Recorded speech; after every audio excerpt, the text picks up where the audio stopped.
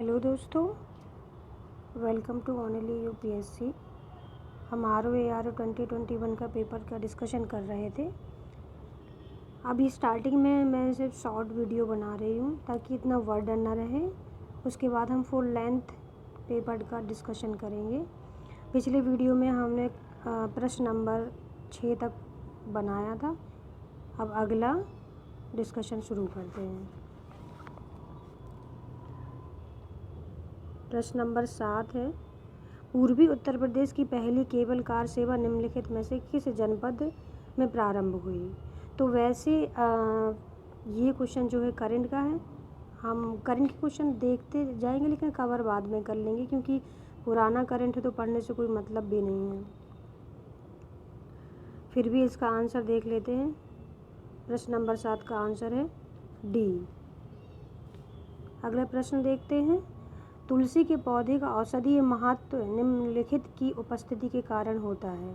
Option A अकार्बनिक अम्ल, option B कार्बनिक अम्ल, ऑप्शन सी फिनॉल एवं फ्लेवोनॉइड्स, ऑप्शन डी आपका है लिथियम कार्बोनेट।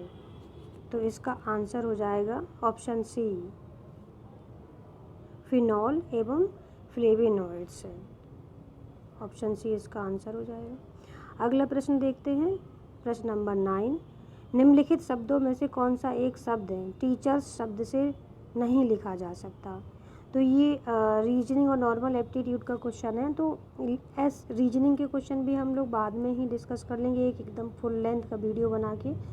जितने अभी तक आए हैं, अभी सिर्फ जीएस पे फोकस करते हैं। वैसे इसका आंसर आपका हो जाएगा डी।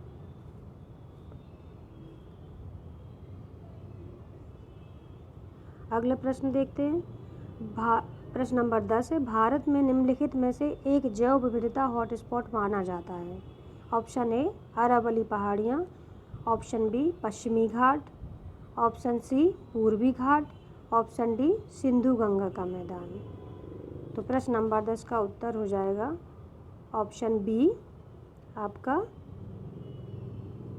पश्चिमी घाट। अगला प्रश्न देखते हैं। प्रश्न नंबर 11, निम्नलिखित घटनाओं पर विचार कीजिए और इन्हें कालानुक्रम अनुसार व्यवस्थित कीजिए। स्टेटमेंट फर्स्ट है कि लाला हरदयाल द्वारा गदर पार्टी की स्थापना। 2, गोपाल कृष्ण गोखले के द्वारा सर्वेंट ऑफ इंडिया सोसाइटी की स्थापना। 3, हिक्की के बंगाल गजट का प्रकाशन। 4, सर विलियम जोन्स के द्वारा एशियाटिक सोसाइटी की स्थापना। तो प्रश्न नंबर 11 का आंसर हो जाएगा आपका उत्तर B.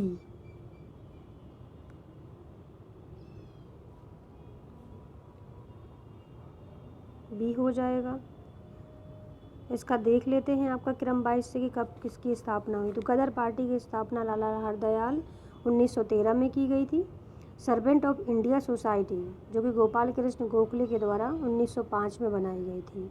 Bengal gazette James Hickey का जो 1780 में लाया गया था। बंगाल एशियाटिक सोसाइटी की स्थापना सर विलियम जोन्स के द्वारा 1784 में की गई थी। अगला प्रश्न देखते हैं।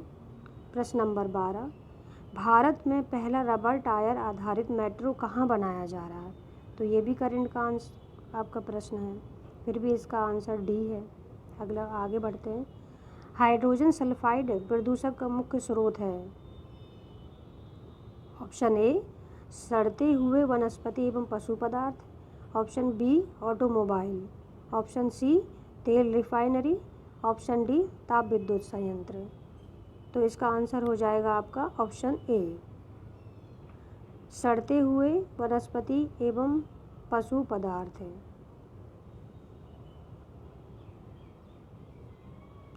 अगला प्रश्न देखते हैं। प्रश्न नंबर 14, निम्नलिखित घटनाओं या योजनाओं पर विचार कीजिए और कालानुक्रम अनुसार उन्हें व्यवस्थित कीजिए।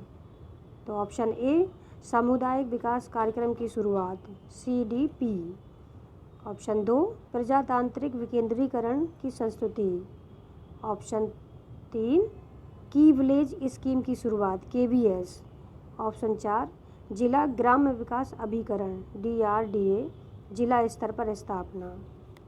तो इसका आंसर आपका हो जाएगा ऑप्शन सी।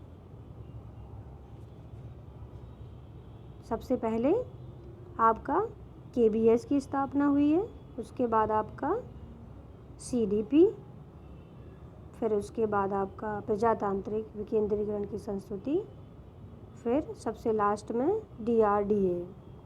प्रश्न नंबर 15, भारत वन स्थिति रिपोर्ट 2019 के अनुसार निम्नलिखित में से किस राज्य में जनजातीय जिलों की संख्या सबसे अधिक है? तो इस option A Nagaland, option B Meghalaya, option C Mizoram, option D Manipur. तो इसका उत्तर हो जाएगा आपका ऑप्शन ए नागालैंड। भारत के अगला प्रश्न देखते हैं, प्रश्न नंबर 16, भारत के कृषि उत्पाद व्यापार व वाणिज्य बिल 2020 में से निम्न में किसका उल्लेख नहीं किया गया है? तो इसका आपका ऑप्शन ए है आवश्यक वस्तुएं, ऑप्शन बी संविदा कृषि, ऑप्शन सी न्यूनतम समर्थन मूल्य, ऑप्शन डी कृषि उत्पाद विपणन समितियां। तो प्रश्न नंबर 16 का उत्तर हो जाएगा आपका उत्तर सी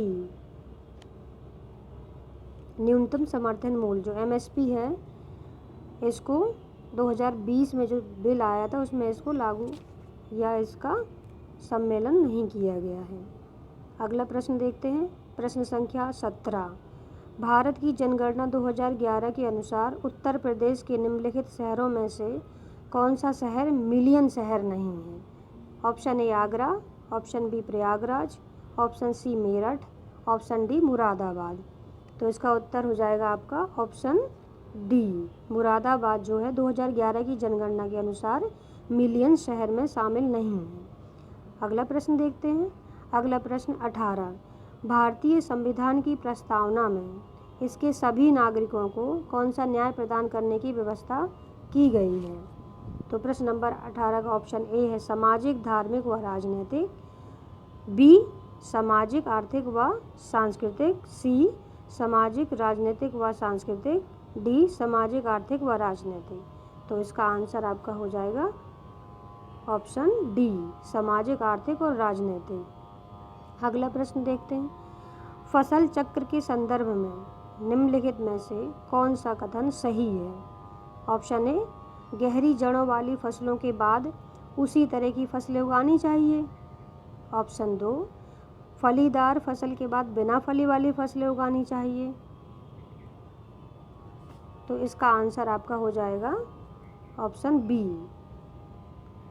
कि फलीदार फसल के बाद बिना फली वाली फसल उगाई जानी चाहिए।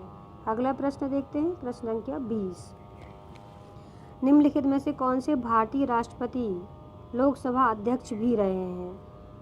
ऑप्शन ए है फखरुद्दीन अली अहमद, बी डॉक्टर शंकर दयाल शर्मा, सी डॉक्टर जाकिर हुसैन, डी नीलम संजीवन रेड्डी। तो इसका आपका आंसर हो जाएगा डी नीलम संजीवन रेड्डी, जो हैं 17 मार्च 1967 को इन्हें चौथी लोकसभा के अध्यक्ष के रूप में चुना गया था। अगला प्रश्न देखते हैं, प्रश्न संख्या 21, नाइजर या राम तिल की फसल एक तेल की फसल है, इसके बीजों में तेल की मात्रा कितनी पाई जाती है? तो इसका आंसर हो जाएगा आपका ऑप्शन डी 37 से 47%। अगला प्रश्न देखते हैं, प्रश्न संख्या 22, 2011 की जनगणना के अनुसार निम्नलिखित में से भारत के किस केंद्र शासित प्रदेश में न्यूनतम लिंगानुपात पाया गया है? Option A Chandigarh, option B Daman एवं दीव, सी अंडमान निकोबार द्वीप समूह, डी लक्षद्वीप। तो इसका आंसर हो जाएगा आपका ऑप्शन बी दमन एवं दीव। इसमें 1000 पुरुषों में 618 महिलाएं हैं। अगला प्रश्न देखते हैं, प्रश्न नंबर है आपका 23, उत्तर प्रदेश की सांस्कृतिक विरासत के संदर्भ में निम्नलिखित कथनों में कौन से कथन सही हैं या हैं? ऑप्शन ए है आपका इस प्रदेश के अनेक उत्खनित पुरा स्थलों से वैश्विक संदर्भ में कृषि के प्राचीनतम प्रमाण प्राप्त हुए हैं, ठीक है। ऑप्शन 2 है आपका प्राचीनतम प्राप्त कृषि अन्न और जौ धान है। तो इसका आंसर आपका हो जाएगा ऑप्शन ए, मतलब इस प्रदेश के अनेक उत्खनित पुरास्थलों से वैश्विक संदर्भ के कृषि के प्राचीनतम प्रमाण प्राप्त हुए हैं। अगला प्रश्न देखते हैं। हाँ, ये भी जनरल एप्टीट्यूड का, तो इसको हम छोड़ देते हैं। अगले ये 24 देखते हैं। दक्षिण एशियाई क्षेत्र के लिए भारत का 6 सूत्रीय प्रस्ताव भारत के किस प्रधानमंत्री के द्वारा